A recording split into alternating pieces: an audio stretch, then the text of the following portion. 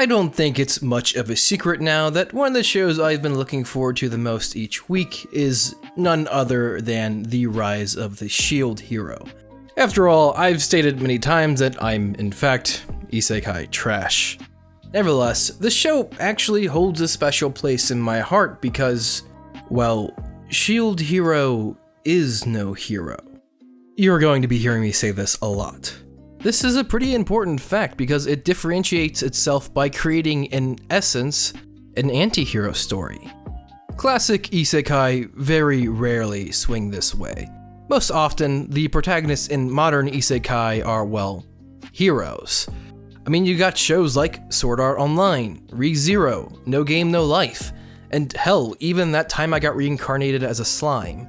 Even some of the characters who definitely fall into the gray areas such as Ainz from Overlord, despite his goal being world domination, treats his citizens with respect and cares for their well-being.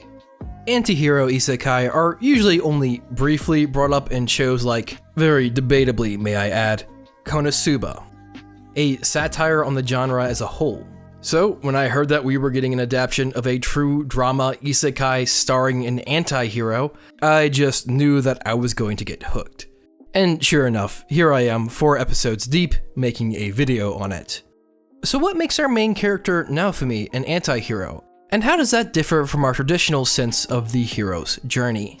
Well, first and foremost, the shield hero is put through a tough conflict at the beginning of the series.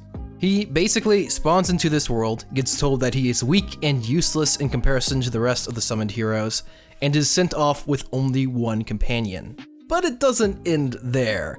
This companion conspires behind his back and falsely accuses the shield hero of rape and is robbed and then shamed throughout the world. The only reason he's not executed simply being that he's one of the summoned heroes. Most traditional hero stories would have their protagonists hold their head up high and try to make things right. But this is where the hero's journey branches away from our anti-hero story. Instead of holding his head up high, he decides to embrace the hatred and double down, going as far as buying a slave.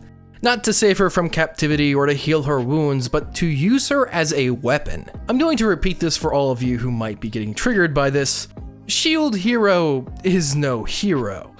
The rest of the characters go high and he goes low. So this is a pretty understandable situation for a villain, but the shield hero is the protagonist of the story.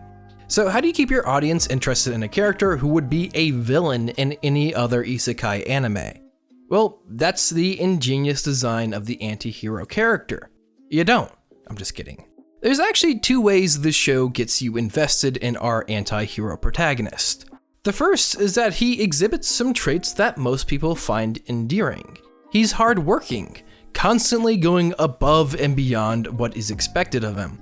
He grinds every day and uses every opportunity he finds to get more EXP and to make more money.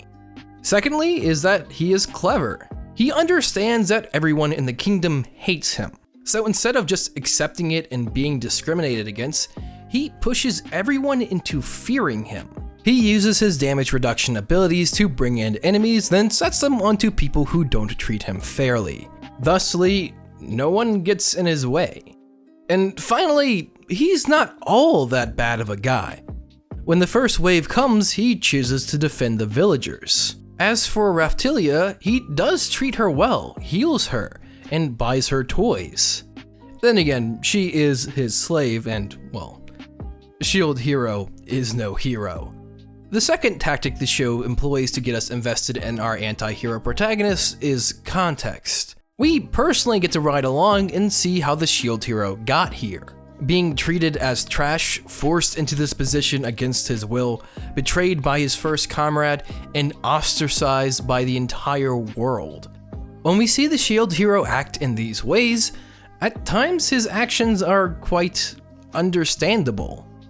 Everyone treats him like trash, and the only vendors who will be willing to buy from him are the ones who want to rip him off completely. So he sneaks enemies into the city and threatens to kill them if they don't buy his goods at a fair price. Not a heroic thing to do. His last comrade not only robbed him, but framed him for rape and had him ostracized by the entire nation. So he buys a slave since he can't exactly fight with a shield and completes a blood pact with her so she can never betray him. Not exactly a heroic thing to do. But with the context of the story and the experiences our protagonist has gone through, it makes sense.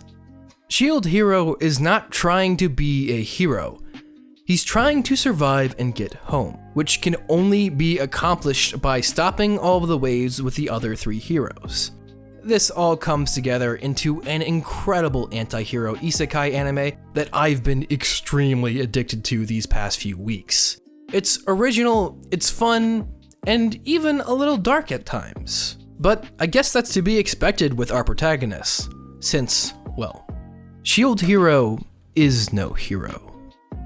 Thank you guys so much for watching, and if you enjoyed the video, maybe consider subscribing. Sorry about the hair, I just got out of the shower. A huge thank you to my patrons, you guys are my heroes. Speaking of which, if you're interested in seeing how I edit, joining our exclusive Discord, or simply supporting the channel, feel free to join me on Patreon. Make sure you guys share, like, comment, and subscribe. This is Manime Matt. Make sure you guys stay man and go watch that goddamned anime.